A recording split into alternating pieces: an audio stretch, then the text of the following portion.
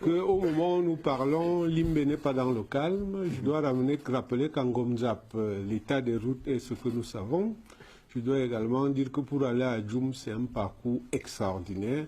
Que dit de Kousseri Marois? Moi, j'étais quand même en Gomzap hier. Peut-être vous avez, en un après-midi. Avec votre belle voiture qui coûte le prix d'un dispensaire de campagne, vous pouvez y aller sans aucune difficulté. Ce n'est pas le cas de ces Camerounais qui montent à 12 dans une voiture de 5 places. Vous les rencontrez en chemin, n'est-ce pas? Non.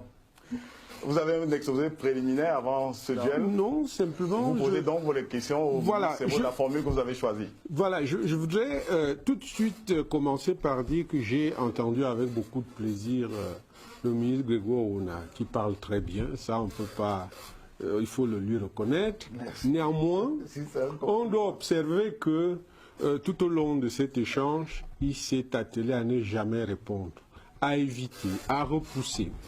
Et vous-même en introduction, vous avez dit que les partis en compétition devaient faire leurs propositions. Non. Si le MRC doit faire des propositions pour expliquer aux Camerounais ce qu'il doit faire, il me semble que ce qu'on doit attendre du RDPC aujourd'hui, c'est un bilan. Cette chose qui effraie tant le ministre Grégoire Ouna et son candidat. Car comment voulez-vous que l'on parle de bilan sans revenir sur le système qui gouverne le Cameroun? Monsieur le ministre, première question, est-ce que vous ne pensez pas, comme beaucoup de Camerounais, que la candidature de M. Biya est la célébration de l'égoïsme poussé à l'extrême? Non, je ne pense pas ça. Je crois que le Cameroun fait face aujourd'hui à des défis très, très importants et multiformes. Créé par qui? Qui appelle beaucoup de sagesse, des défis qui appellent sa sagacité, des défis qui appellent une volonté et un engagement des dirigeants. Et je crois que Paul Biya est aujourd'hui celui qui a l'autorité nécessaire au plan national comme au plan international pour faire face. Ça, je ne réponds pas aux questions, mais j'espère que j'ai répondu à celle-là. Non, on va continuer, c'est un échange, monsieur le ministre. Vous avez dit que je n'ai répondu à aucune question, donc je réponds à celle-là. Si vous permettez, en tant que au cadre du RDPC depuis tant d'années, est-ce que vous n'avez pas l'impression d'avoir été floué par votre champion? Pour dire les choses autrement, quelle est la crédibilité qu'on peut encore accorder à M. Biya 36 ans après, quand il n'a pas été capable de bâtir de nouveau des leaders capables de prendre sa relève au sein de son parti depuis tant d'années? Mais je suis choqué parce que je pourrais même prendre ça pour une injure que vous nous faites. Mais beaucoup de gens se posent la question de savoir... Ce n'est pas parce qu'il faut absolument remplacer quelqu'un qu'on est capable. Non. Et les collaborateurs du chef de l'État, autant que vous les voyez, sont des gens qui ont appris beaucoup de choses. Je parle de... Mais pas assez pour prendre le leadership au sein de leur parti. Pourquoi voulez-vous qu'ils prennent le leadership quand M. Paul Biya a encore de quoi donner et peut-être même d'améliorer? Vous voulez lui dire, si M. Biya avait tant à donner et mieux que hier, pourquoi est-ce que dans les bureaux publics, on voit encore trôner ces effigies à 49 ans? Pourquoi ne met-on pas les effigies? Mais parce que c'est lui le président de la République. Oui, non, je voudrais dire, ne fuyez pas la question, monsieur le ministre. Vous laissez entendre que plus il prend de l'âge, plus il défie les lois de la pesanteur, enfin, je veux dire de la nature humaine, il devient encore plus efficace. Je vous ai entendu dire qu'au comice de Bolova, on aurait pu le présenter aux Jeux Olympiques, tellement il allait vite et vous, derrière, vous aviez du mal. Alors, comment pouvez-vous expliquer qu'à 49 ans, le président Paul Biya, à qui le président Ahidjo avait dit ceci en 82, le président Ahidjo disait: je laisse un pays uni, en paix, stable, avec des finances saines. avec des finances saines. Je dis, le président Haït, je disais, je laisse un pays stable, uni, avec des finances saines. Est-ce que 36 ans après, M. Biya peut dire la même chose? On vous a souvent vu dans des lieux où on prie. Ça veut dire que quelque part, même en étant politicien, vous pensez quand même qu'on peut dire un peu de vérité de temps en temps. Est-ce que le président Biya, 36 ans après, peut dire lui aussi que je laisse un pays stable, uni, en paix, avec des finances saines? D'abord, il serait anormal que 36 ans après, ils disent la même chose. Il devrait dire davantage, Non. normalement, puisque la vocation d'un pays, c'est d'aller, c'est d'améliorer le progrès la même chose, de la c'est ça que population. vous voulez. Ensuite, qu'est-ce qui s'est passé depuis 36 ans? C'est de ça que nous allons discuter. Oui, mais la rengaine, on la connaît. Ce qui s'est passé, monsieur le ministre, ce qui s'est passé, c'est que... Laissez-moi donc répondre, non, mais monsieur s'il Fouquet. vous plaît, c'est un échange. Ce qui s'est passé, c'est on est passé des vieilles 405 qu'on a achetées aux autorités de la République au fameux V8 avec lequel vous allez en Gomzap sans sentir les secousses. Ce qui s'est passé, c'est qu'on a eu un président de la République qui, au lieu d'aller en vacances à Kribi ou à, je sais pas, à Bafoussam dans les palais de le présidentiel ou à Berthois, c'est empêtré, c'est allé s'emmitoufler à Genève.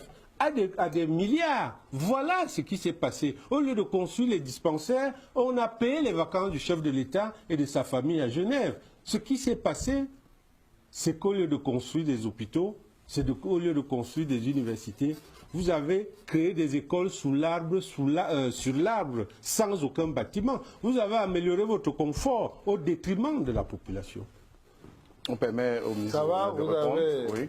vous avez maintenant bien soufflé et vous avez fini de sortir tout le Répondez, venin monsieur le que ministre. vous vouliez Non, c'est pas le sortir. venin, ce Mais sont je les dois faits. vous rappeler que ce qui s'est passé, c'est que d'une université, on est passé à combien d'universités? Vous qui êtes professeur d'université, vous allez me faire le portrait de ces universités. De ces universités, on trouve plus de CA, des recteurs que de bibliothèques. On est passé de 2 lycées à Yaoundé à combien de lycées? Vous voulez aller voir le lycée de Makombe Nord, monsieur le ministre. Allez voir dans quel état il se trouve. Il est dans quel état? On est passé de combien de lycées à Yaoundé? Je vous parle seulement de Yaoundé. Aujourd'hui, tous De quel lycée parlez-vous?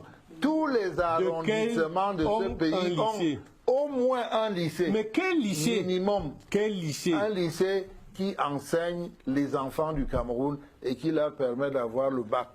Avec quel moyen? C'est ces gars que vous retrouvez en train de monter des start-up, en train de gagner des concours internationaux, en train d'être très compétitifs, ces enfants-là.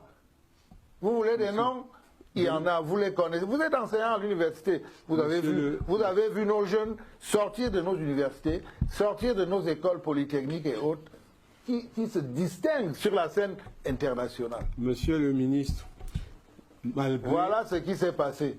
Ça ne justifie en rien l'état du pays dans lequel nous nous trouvons. On parlait de près de 3 millions de Camerounais qui sont en malnutrition. Ça, c'est un chiffre qui a été... Avant... Je ne peux pas vous croire que la majorité de 3 millions de Camerounais soient en malnutrition. Je vous dis ça, c'est un chiffre qui ne vient pas de moi. C'est très facile de balancer des chiffres comme ça à la télévision. Non, il y a parmi ceux qui nous écoutent des gens qui sont dans la région septentrionale. Non, il ne s'agit pas de me suivre. Pas sur ces chemins. Il ne s'agit pas de me suivre. Parlons de votre bilan. L'usine à poulet de Bafang est passée où? Ça a absorbé combien de milliards? L'automobile made in Cameroun, on se demande où c'est passé. Mais ne mélangez pas l'entreprise privée et l'administration. Mais non, l'usine à production de manioc, je parle des entreprises sur lesquelles on a englouti des sommes publiques. L'usine à manioc de Sangmelima, votre camarade, le maire de Sangmelima, reconnaissait lui-même sur les plateaux de Canal 2 qu'on a créé une usine. On a mis en place une direction à qui on verse des sommes folles avec des voitures VX comme la vôtre, mais à qui... Décidément, vous en voulez à ma voiture. Hein. Non, pas à la voiture de M. Grégoire, à celle du ministre. Je crois que je vais m'offrir une VX bientôt. Bon, parce que je vous dis quand même que je n'en ai pas. Bon, je vais Il va falloir que... je vais pas filmer, il va le falloir que parking je en bas. m'en offre une. Vous n'allez pas me distraire, monsieur le ministre. Je disais qu'il y a beaucoup de projets. Les méga projets avec lesquels vous avez enfumé les Camerounais en 2011. Quand on fait le point aujourd'hui, on se rend bien compte que ça a davantage servi à enrichir les apparatchiks que vous décriviez de manière très lucide dans votre Vous parlez ouvrage. de tous ces projets ont vu le jour. Tous les barrages sont là. Nous avons le barrage, le kilowatt le plus cher au monde. Être inaugurés. Nous avons le kilowatt le plus cher au monde. Les routes qui ont été commencées sont en train le de Cameroun se terminer. dépasse 600 milliards d'importations pour les denrées alimentaires par an. D'autres sont en train de commencer d'autres projets. À la veille des élections en général, d'autres choses, comment on peut les engins. Permettons à Grégoire de répondre sur les grands chantiers. Il y a Menvele, Lompanga, le port en eau profonde de Kribi. Mais tous ces grands projets sont terminés. Oui, mais sont en train de... Le port a démarré. Oui, mais le port a démarré administrativement. Il a démarré, monsieur le ministre. Il y a des bateaux qui accostent déjà. Bateaux? Il y a des bateaux. Vous parlez de quel bateau? Un port, c'est pas un bateau. Ne faites pas dans la mauvaise foi. Non, un port, c'est pas un bateau qui arrive, monsieur le ministre. Un port, c'est un endroit où on embarque et on commence les activités. Les routes sont administrativement, monsieur. Administrativement. Vous parlez de quel port? J'étais à Kribi il n'y a pas longtemps, monsieur le ministre. Les gens qui habitent Kribi vous écoutent. On a noté pour les grands chantiers. Le public va se faire une opinion. On peut progresser. Bon, voilà. Je voudrais dire que... est-ce que vous pensez, monsieur le ministre de la République du Cameroun, État bilingue, en crise avec les problèmes liés à notre double culture, qu'en octobre 2007, on peut élire, en 2018, on peut encore élire à la tête d'un pays un président qui ne parle pas le français et l'anglais. Il s'agit de qui, là? Je vais poser une question. Il s'agit de quel président qui ne parle pas anglais? J'ai posé une question, monsieur le ministre. Vous êtes déjà sûr que c'est un président qui ne parle pas anglais et français qu'on va élire? Vous avez l'air de fuir les questions. Je ne fuis pas, mais je ne sais pas de qui il s'agit. J'ai compris que vous redoutez cette épreuve-là. Le président Biya parle français, il parle anglais, partout où il se pointe. Mais les images que la CIA TV nous diffuse, on voit toujours des interprètes, monsieur le ministre. Peut-être que vous ne regardez pas. On voit toujours des interprètes. Mais il fait des discours publics à Bamenda ou ailleurs. Ce soir, peut-être. Non, il a fait des discours à Bamenda pour le cinquantenaire de l'armée et pour le cinquantenaire de la républication. Votre argumentaire me paraît un peu faible pour vous. Parce que je suis... Je vous comprends. Je vous fais la courtoisie, de vous répondre. Mais votre argumentaire est très faible pour descendre le candidat Biya. Non, on n'en est pas là. Vous avez dit qu'on entrait en campagne bientôt. Oui. Le projet du MSC va donc, revenez me parler des candidats qu'on élit quand on entrera en campagne électorale. Monsieur le ministre, haut responsable du RDPC, j'aimerais savoir, à quand remonte la dernière fois où vous avez eu un échange avec votre camarade président? Mais ça me regarde que moi. Pourquoi je dois le clamer sur les plateaux de télévision? C'est important au moins pour vous. C'est-à-dire, c'est une indication pour dire que, en fait, votre question, c'est quoi? Ce n'est même pas une question. Vous voulez affirmer que les collaborateurs du chef de l'État ne voient pas le chef de l'État. C'est ça votre question. Mais moi, je le vois souvent. J'ai parlé de votre camarade. Je ne suis pas seul. J'ai parlé de votre camarade, pas du chef de l'État. Vous voyez, vous dites que le RDPC, ce n'est pas le parti État. Mais vous dites, je vous pose une question relative au rapport que le militant... Alors, c'est ce désordre... Attendez, je vais vous expliquer. C'est ce désordre qui n'est pas bon. Vous parlez de quel désordre? Le désordre que vous voulez apporter au Cameroun, où on veut que tout le monde aille voir le président national de son parti. Mais vous n'êtes pas tout le monde. Ou le président. Mais moi, je vous ai répondu en ce qui me concerne, je n'ai pas de problème. Oui, mais la dernière fois, c'est quand? Mais pourquoi je dois vous donner la date? Je crois que c'était le principe de l'échange. Je vous dis souvent. Bon, souvent. Oui. La dernière fois. C'est-à-dire que si je décide maintenant que je vais le voir la semaine prochaine, je lui demande à le voir et il va me recevoir. Nous avons compris que vous ne le voyez pas très souvent. Non. Bon. C'est ça que vous avez compris. Quand Yaoundé respire, le Cameroun de comprendre que ce n'est pas... Non, je n'ai pas répondu. Je comprends la difficulté que vous avez. Je n'ai pas fini de répondre. Parce que ce que vous souhaitez voir, c'est que tout le monde se déporte pour aller voir le président, alors que chacun doit faire ce qu'il a à faire là où il se trouve. Et c'est cette culture que la Vambia a laissée ici, où dans un ministère, tout doit remonter chez le ministre. Et dans la République, tout doit remonter au président de la République. Or, il est institué que le président définit la politique. Vous parlez du chef de l'État, j'ai parlé du président du RDPC. La question était celle de savoir le haut cadre que vous êtes. À quand remonte la dernière rencontre avec votre camarade Biya? Vous parlez depuis 15 minutes, vous n'arrivez pas à nous dire jeudi dernier, la semaine dernière. Je conclus que vous ne le rencontrez pas. Bon. Et on passe à la question suivante. La dernière, je voudrais, je disais, le président Biya disait quand Yaoundé respire, le Cameroun vit. Le ministre a rappelé tout à l'heure que son homologue de la Défense a subi une attaque dans la région du sud-ouest, heureusement, qu'il s'en est tiré vivant. Est-ce que le président Biya, qui pensait que quand Yaoundé respire, le Cameroun vit, n'était-il pas dans l'erreur? La situation actuelle du Cameroun, qui laisse avoir un chef d'État qui se concentre sur son confort à son palais, sur ses voyages... Alors, la dernière fois, c'était le 22 juin. Qu'est-ce qui était la dernière fois?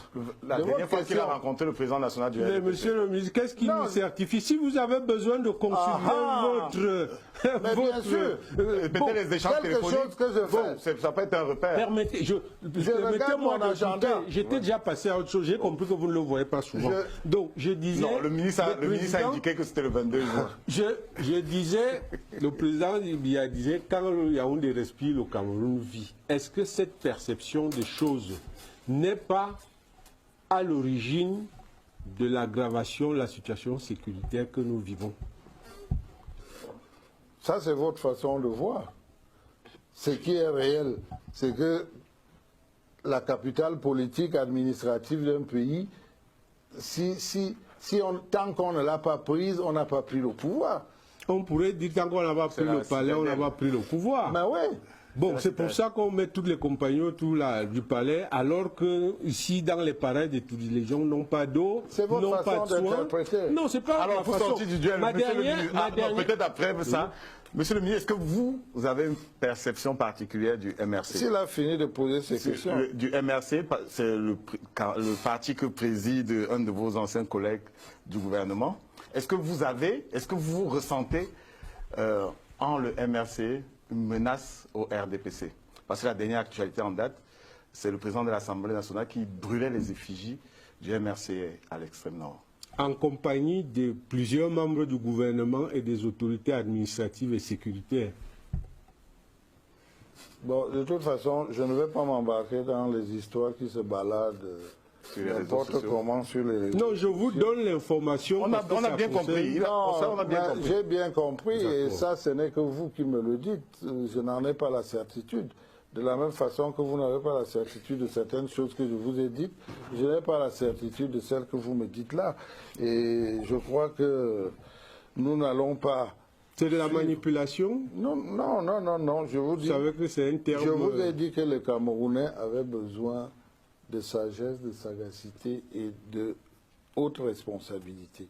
Alors, vous me posez la question, votre question, c'est la perception du MRC. Que vous avez du MRC. On connaît votre position sur le SDF. Je ne sais pas si vous la connaissez, mais moi je voudrais vous dire que le MRC c'est un parti politique comme les autres, dont j'ai appris la création. Je connais un peu son président, je connais M. Fauré que j'ai rencontré à plusieurs occasions. C'est un parti comme les autres, mais qui ne me laisse pas du tout une bonne impression, pas du tout alors, parce que je lis aussi dans les réseaux sociaux, j'entends qu'ils sont un parti... qui est quand même assez tribaliste. Du tribalisme, parlons-en, M. Grégoire Ouona. Un parti qui qui connaissent ce que c'est que les replis identitaires énormes, un parti un peu extrémiste dans ses positions. Je constate aussi que c'est le principal parti d'opposition qui est contre une coalition qui a pourtant fait rêver l'opposition, parce qu'il a été question que l'opposition fasse une coalition pour vraiment combattre le président Biya. Ce n'est pas moi qui vais les soutenir pour qu'ils fassent cette coalition, mais je constate que le MRC a manqué de solidarité. A-t-on besoin d'un parti qui manque de solidarité? Ils ont déjà déposé leur dossier alors qu'il y a quand même encore 5 jours. 4 jours. 4 jours. Il y a 5 jours. C'est le 19. On a le 15, lundi, fini. mardi, mercredi, jeudi. 4 jours. Nous sommes le 15 au soir. Aujourd'hui, je compte aujourd'hui. Oui, voilà, le 15 au soir déjà. Donc, il y a encore 4 jours et ils ont déjà déposé leur dossier.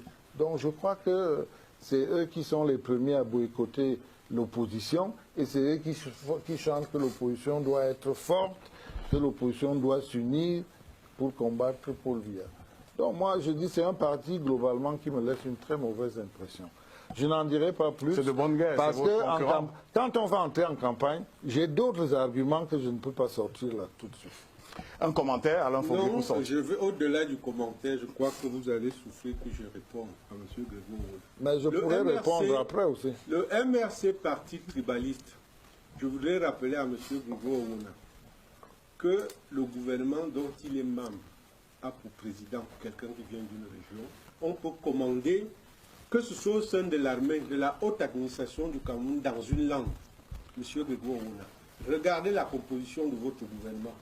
Regardez les différents postes dans l'armée, dans la police, dans le corps diplomatique et regardez-moi dans les yeux parler de tribalisme. Vous du RDPC. Je ne vous parle pas de tribalisme. Invitez-les à nous inviter à une émission. On va tenir les comptes. Il y a 10 régions au Cameroun. Il y a beaucoup de programmes qui sont prévus sur Canal 2. On en parlera. Je rassure le ministre qui aura des tribunes pour en parler. Avec les statistiques. D'accord.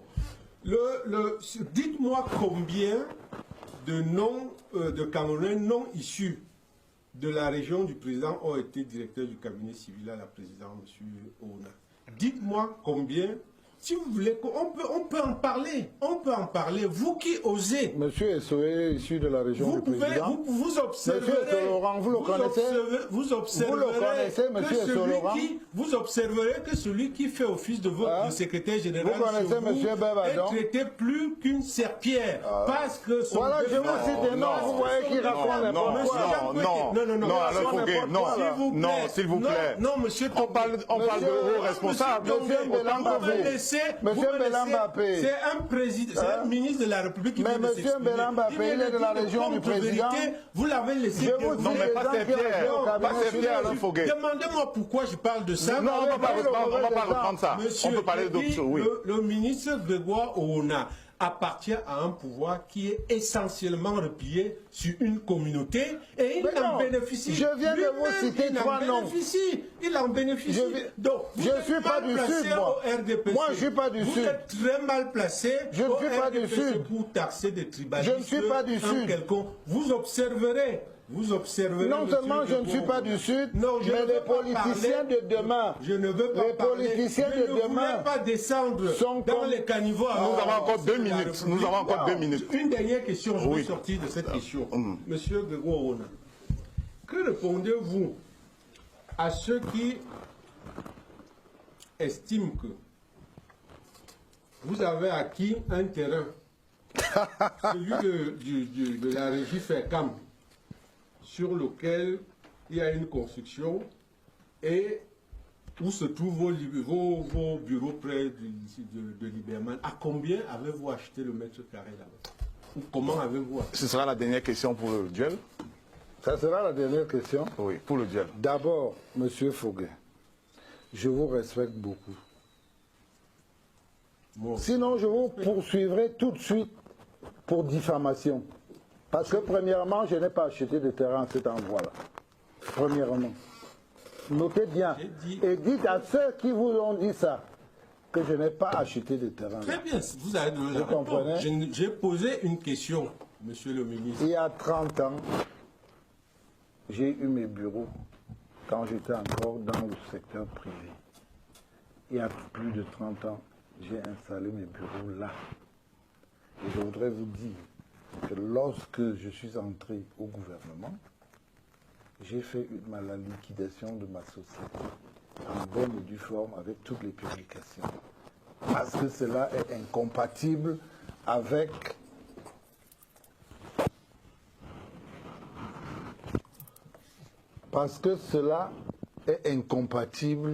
la fonction de ministre. J'ai respecté les normes républicaines. Vous comprenez? Très bien. Et les bureaux ont été mis en sous-location.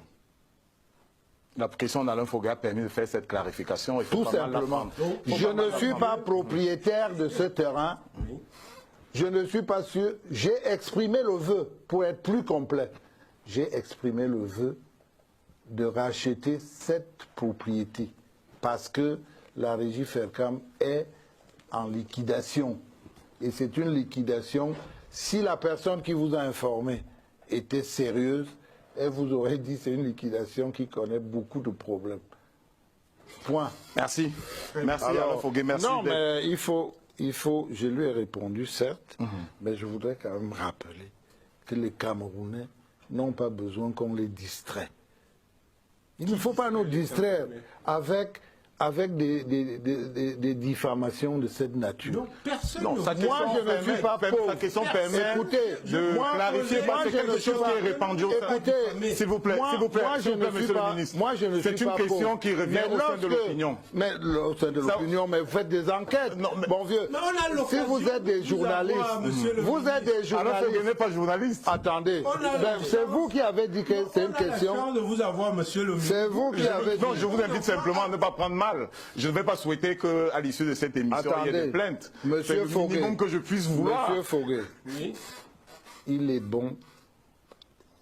Vous ne me rencontrez pas seulement sur un plateau. Non. Vous auriez pu prendre votre téléphone et me demander, me dire c'est quoi cette affaire. Vous qui parlez de l'opinion publique, c'est comme ça que les journalistes devraient travailler. Vous avez une information. Vous vérifiez de quoi ça ressort. Moi, je ne suis pas journaliste, je ne peux donc pas vous apprendre votre métier. Mais vous avez relayé les accusations tribalistes sur le MRC, ce qui est archi faux, monsieur le ministre. Non, j'ai des éléments que je vous sortirai en temps opportun. Vous ne pouvez donc pas faire l'affirmation avant de sortir les éléments. Non, merci non, pour je n'ai pas répondu. Vous m'avez coupé la parole. Vous m'avez coupé la parole. Je voudrais dire à M. Foguet que la famille politique de Paul Biya ne va pas se laisser distraire par tout ce que vous dites là. Nous travaillons à donner de la substance en brûlant les t-shirts du MRC. Nous, on est contre la violence. Nous sommes contre la violence sous toutes ses formes. La deuxième vice-présidente du MRC votre histoire de brûler les t-shirts, c'est les détails sur lesquels vous venez nous encombrer. Merci. Si vous considérez que c'est des détails, alors c'est très... Merci Alain Foguet, merci d'avoir accepté l'invitation. Nous sortons donc de ce duel, mais je signale que le MRC, le RDPC ou bien le MRC, ou certains de ses leaders et le ministre Grégoire Ouna se retrouvent parfois. Mais bien sûr, vous êtes retrouvés notamment à l'ambassade des États-Unis. Récemment, on a cité que l'opposition, mais il y avait quelques dirigeants du RDPC à cette réunion-là. À la réunion chez l'ambassadeur des États-Unis. J'étais seul du RDPC. Oui, je veux dire que au sein de l'opinion, on n'a parlé que de l'opposition, pourtant vous étiez là. Mais on a parlé aussi de moi. Comment vous lisez quel journaux, vous? Puisqu'on a même publié la photo. Mais vous êtes parti pris, vous? Non. La photo était dans les journaux. Moi, je vous pose la question. Que faisiez-vous donc à l'ambassade des États-Unis? J'ai été invité chez monsieur l'ambassadeur des États-Unis pour discuter du problème du Sud-Ouest et du Nord-Ouest. C'était écrit sur l'invitation. C'était écrit sur l'invitation. Et je me suis senti concerné parce que c'était le Sud-Ouest et le Nord-Ouest. Il nous a invités à discuter de ce problème. On s'est retrouvés, j'étais seul du RDPC et on a discuté de ce problème. Est-ce qu'il y a eu partage d'argent, monsieur le ministre? Oh, ce n'est pas ça, c'est une autre réunion. Hein. La réunion du partage d'argent, c'est autre chose. Il y en a une, il y en a eu alors. Ah non, la réunion du partage d'argent, je n'en sais absolument rien. Vous n'avez pas entendu parler de ça. Merci Alain Foguet. On prend une